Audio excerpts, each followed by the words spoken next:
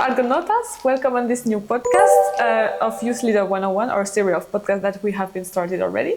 So today I'm with Benedetto. Can you please introduce yourself with some words? Yeah, I'm Benedetto from Parma, Italy. I'm 50.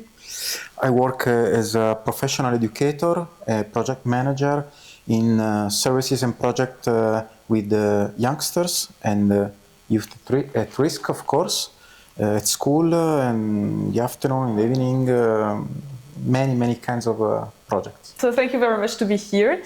Today, as you said, we are going to talk about youth at risk, because this is a very important topic here when we are organizing like youth exchanges or a training course or anything that has to deal with youth. Because we all know that some youth has some more opportunity than others, and for the one that has less, it can be difficult sometimes to deal with this situation when they meet other people. And so this is what we're going to talk about today. Mm-hmm. But first, how would you define at-risk youth? I will define not the individual, mm-hmm. the guy, the person, but the context, the community, the society, all the environment around him, around them. Around us, in a term that all we contribute the consequences of how they behave in their context, at school, in the families, in the open spaces like streets, squares, in the teams, in the leisure time, so on. And what would you say is the most common misconception of youth at risk? It's simple. That they are the problem. Yeah, fair. We have to think about completely different. Thinking about their needs. Their needs are the needs of all the people, no? So we have to accept, to welcome them, and to create a common feelings, a sense of belonging mm-hmm. in themselves, to let them be more confident with us. Okay, so as a leader, it's all about creating a safe space, something they can feel free to express themselves and share their emotions, or... Yeah, I consider the leader in this kind of relationships. Everyone has a relationship with them in every context. It can be a teacher, a friend, your parents, the bus driver, mm-hmm. every kind of people. Yeah, true. And do you have then a positive experience with the youth at risk, where you had maybe to face some challenges, but at the end it ended up well, and you knew how to manage it, or... I could tell many examples.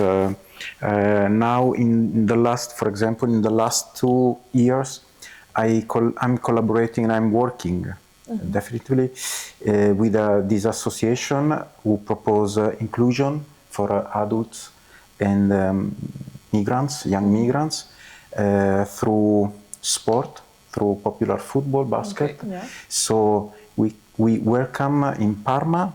We let them play, and we follow them for all their needs, for school, work, dress, legal support, so they can have an easier stay and life in their first period in Parma. Okay, and I think one of the most difficulty for them, for people at risk, is to build confidence. What would you say that as a leader you could do to help them build their confidence? What are the strategies? It's only a matter of time. We need time, okay. I need time, they need time, okay. to gain more confidence, more trust, as everywhere, as everybody, we all need sometimes to adapt to every situation, to adapt, to understand yeah. how we can trust the people. So I think it's more important for them. They don't have a support around them. So they have maybe sometimes only you, the teacher, the educator in the group apartment, so a very few people, the social assistant, so the association of volunteers that can support them, but they're alone, basically, no? So that's the problem. And as a person that has a lot of experience with this kind of situation, what is the key lesson that you have learned from working with people at risk, like youth at risk? Or something really you said, okay, thanks to this situation, I feel grown up in that environment or with that element? Or... The same word, trust. Okay. Trust. So it helped you to trust more? To be trusted more. Okay. That's the important thing, no? So as educator, as adult, as a model of behavior. Okay. I think in one word we can really summarize the situation. Trust is the key word. Just to finish, I have one last question. How do you involve these young people in decision making? Because we know that like we just told that it's hard for them to trust. It can take some time. How do you deal with that, to involve them? I have an example in this period, in this month. Yesterday I told you that Parma will be European Youth Capital now, next year. Yeah. So one of the main goals in about the whole project is the inclusion for people with less opportunities. Of course, youngsters are the main focus now in this we call it square theme, no?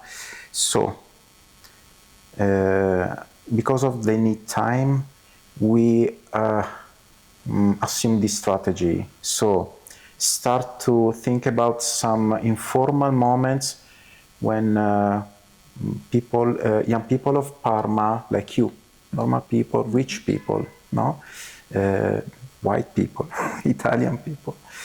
And then they can mix, spend some time together, and let them live their relationships more confidentially. And then let them build in themselves that sense of belonging to the territory of Parma, and the space, the places they live, they cross in their daily life, and let all these spaces feel a part of them. Okay. So then we can start to think about projecting, thinking about the future. So they first have to feel good, comfortable, and everything. Yeah. So again, it's all about like patience, time, and trust, and then everything. The educative work is based on time. So we need time to be recognized by them, by you. My problem with you is in these days I had no time to get to know people really. Yeah. So, Well, thank you very much for answering our question and for the podcast. I hope this will help you guys for the new person that wants to work in the youth work, or maybe that wants to join and feel uncomfortable because they are maybe like at-risk people or in some difficult situation. Now, I hope you will feel free because you can know that you can have wonderful leaders that will take time and will really like try to build like a very trustful relationship with you. So thank you very much, and see you another time. Bye. Thank you. Bye.